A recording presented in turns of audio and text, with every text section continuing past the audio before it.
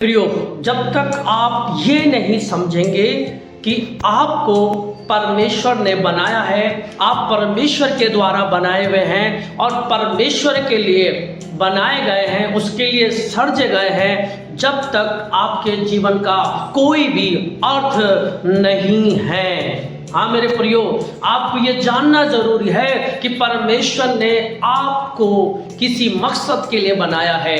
यदि आप अपने जीवन में उस परमेश्वर की उपस्थिति को नहीं रखते हैं या ये नहीं समझते हैं कि परमेश्वर ने आपको अपने लिए, अपनी महिमा के लिए बनाया है, तब तक आपके जीवन का कोई भी अर्थ नहीं है और अगर आपका जीवन अर्थहीन है मेरे प्रियो, अगर आपके जीवन में परमेश्वर नहीं है या आप जिस मकसद से बनाए गए हैं, जिस उद्देश्य से यीशु ने आपको बनाया है और आप उसके लिए नहीं जी रहे हैं, तो आपका जो जीवन है वो अर्थहीन है। उस जीवन में आपके जीने का कोई मतलब नहीं है जब तक कि आप उस जीवन को परमेश्वर के लिए इस्तेमाल नहीं कर रहे हैं। हालेलुया। आप अपने जीवन को अपनी तरीके से अगर जी रहे हैं, दूसरों की तरह जी रहे हैं, तो आप उस आनंद को नहीं ले पाएंगे जो आनंद परमेश्वर देना चाहता है, जो आशीष परमेश्वर देना चाहता है, वो नहीं ले पाएंगे जब तक कि आप ये नहीं समझेंगे कि मुझे यीशु ने अपने लिए बनाया, अपनी महिमा के लिए बनाया। हालेलुया।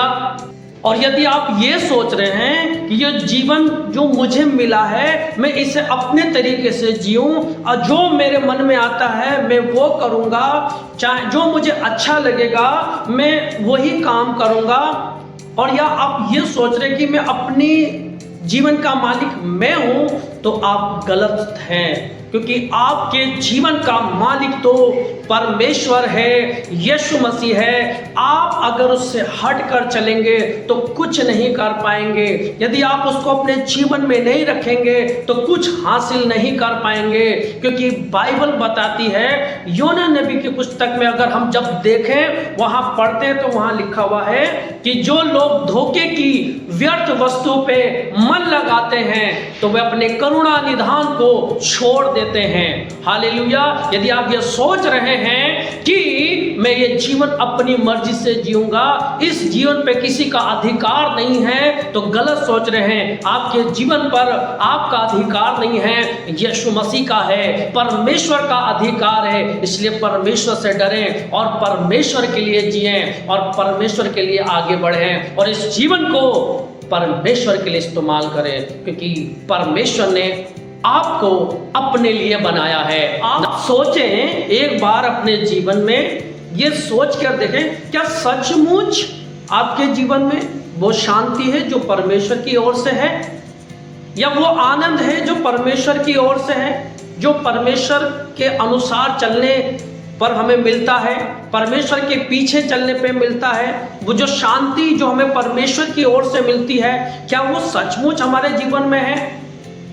आप हताश तो नहीं हैं अपनी मर्जी के अनुसार चलकर? परमेश्वर की इच्छा के बगैर चलकर क्या आप खुश हैं? सोचे मन में, जाने एक बार सोचना आप, क्या वो सुकून है आपके जीवन में?